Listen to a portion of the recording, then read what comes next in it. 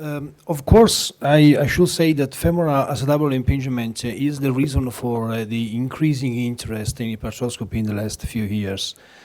Femoral acetabular impingement is considered a bony,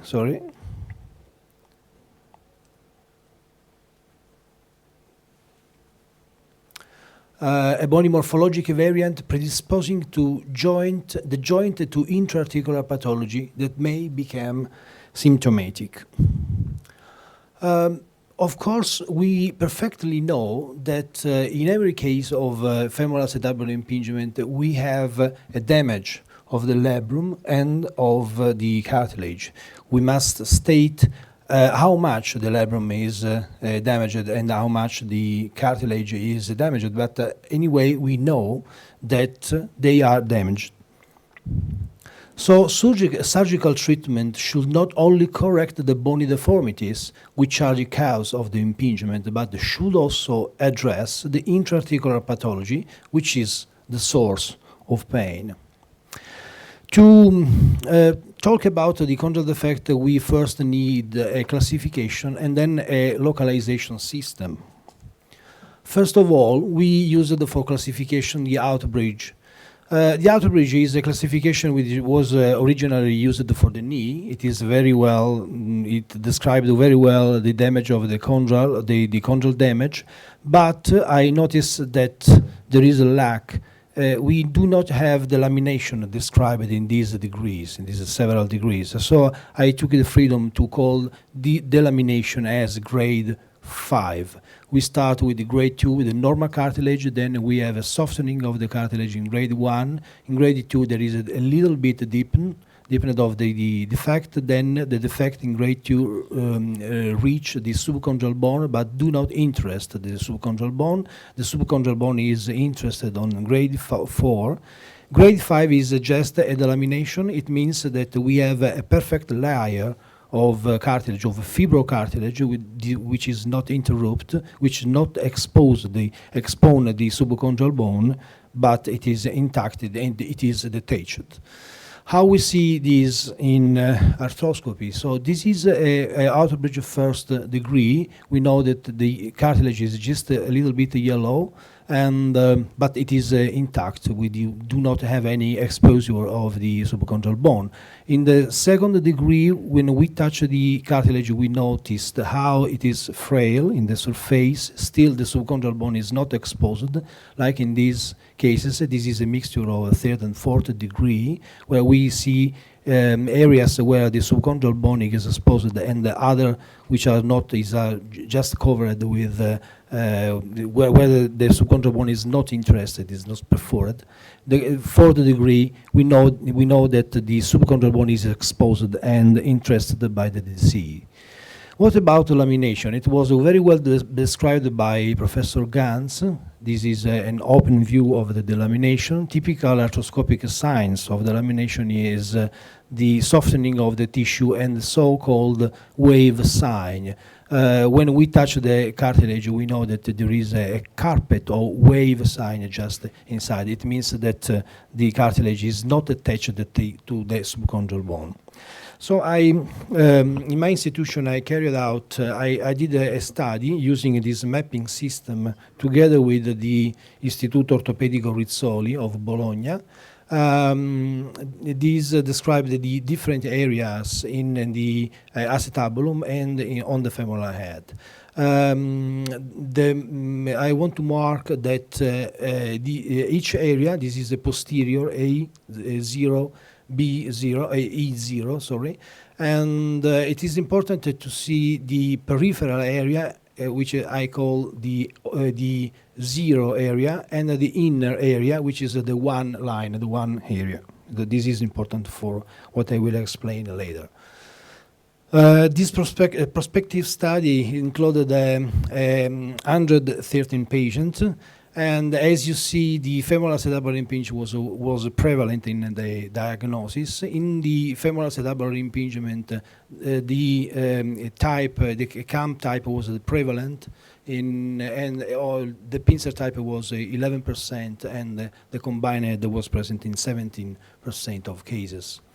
As you see here, I differentiated the chondral lesion, the incidence of the chondral lesion that we found between acetabulum and femoral head. Femoral head is much less involved in the chondral defect, and the lamination is very frequent. Is a very frequent lesion, and it was exclusively present on the acetabulum in these series, as you see in this chart too.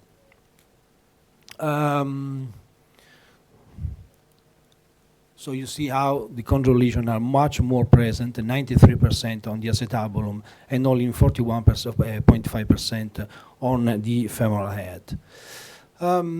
If we see the location of the chondral lesions, the prevalent area involved is the superior and anterior area, as you see here. Most of the cases are present in the CO, C1, DO, D1 area, as described in this chart, which is the same. But in this chart, we notice also how the peripheral area is much more involved with respect to the one line, as I said before.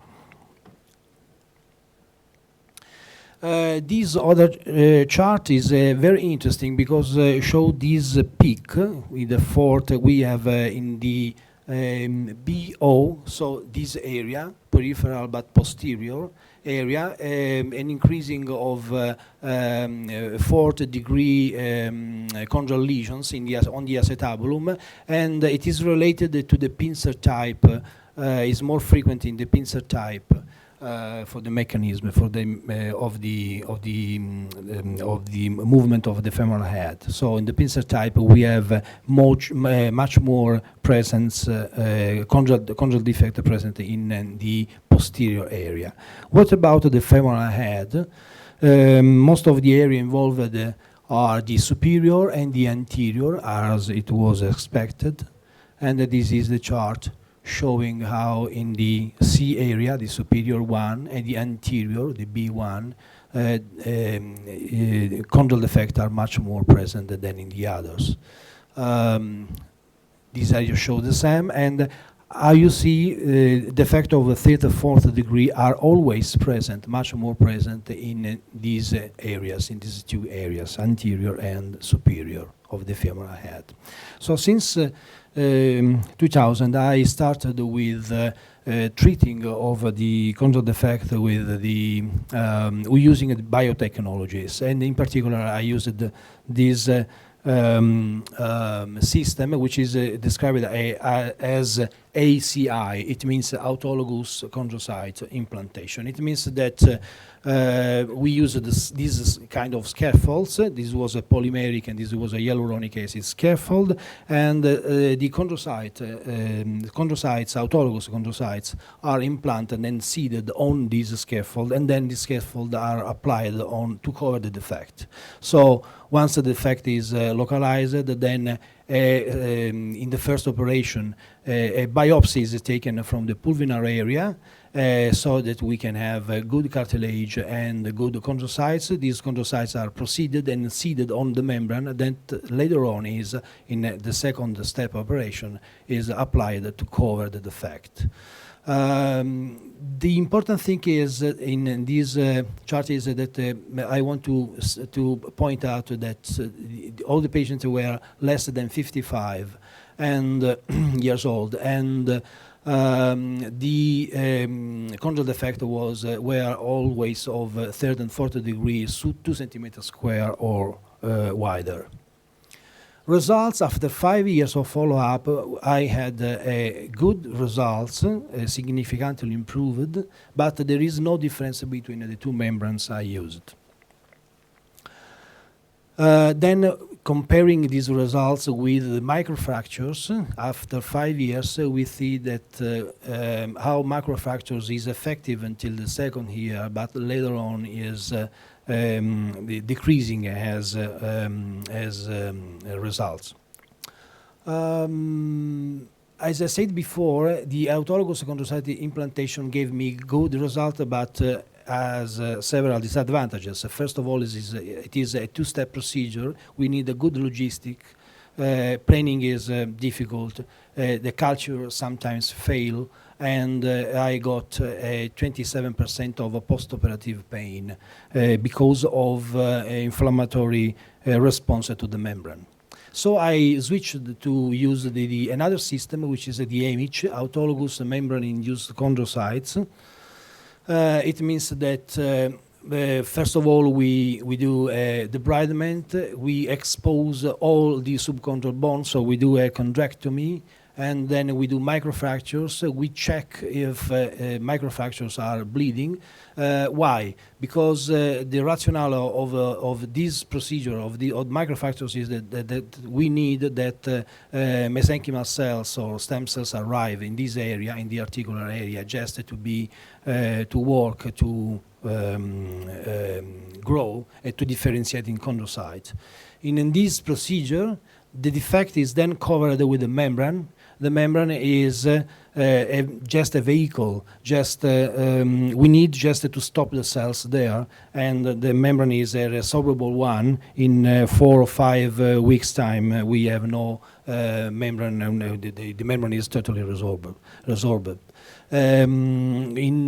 Using this technique, I treated 86 cases, the same characteristic of the first group, and I compared the results after 4 years, and as you see, results are the same. Again, no difference between the membrane and between the two methods. But the advantages of the AMIC procedure is that it is a one-step procedure. We need no logistics. It is an off-shelf procedure. The planning is much more easy, and the cost is effective. Disadvantages. Sorry. Timing is a time-consuming procedure, and it is not an easy procedure to perform. So it is a demanding one. In conclusion, how to treat the chondral lesions? If we have a grade 1 chondral lesion, the debridement is what we can do. Debridement is like to say, I don't know what to do, then I debride. Results about the debridement is quite questionable. I'm recently using much more the radio frequency, using the thermal effect of the radio frequency. I'm using not to touch the cartilage with the probe, but just to be just in front of the cartilage, and so that I can have the thermal effect of the radio frequency, not damaging the cartilage, the cells. In grade 2, the debridement is still questionable. Microfractures sometimes is good to perform. Radiofrequency is the choice, I think, the first choice treatment. Grade 3, microfractures must be, anyway, is our cornerstone. The AMIC procedure is very, very promising in my hands. Grade 4 again. In grade 5, as was described before by Richard Field, is very important to do microfractures, but only of the subchondral bone. This is the labrum, this is the cartilage layer, it is intact, so the microfractures are performed only down between the layer, the cartilage layer, and on the subchondral bone. In some cases are described by Mr. Wheeler, by Richard Field before. We can inject in this area a fibrin glue. The future. I think that in the future we must take care about biotechnologies, so growth factors, platelet concentrations, tissues, stem cells, and cell therapy must be taken in big consideration. Thank you very much indeed. Thank you very much, Andres. Excellent. Thank you. We have our next speaker now who's going to take us outside the hip, Dr. Emmanuel Onderat from Belgium, who's described a technique for extra-articular hip arthroplasty.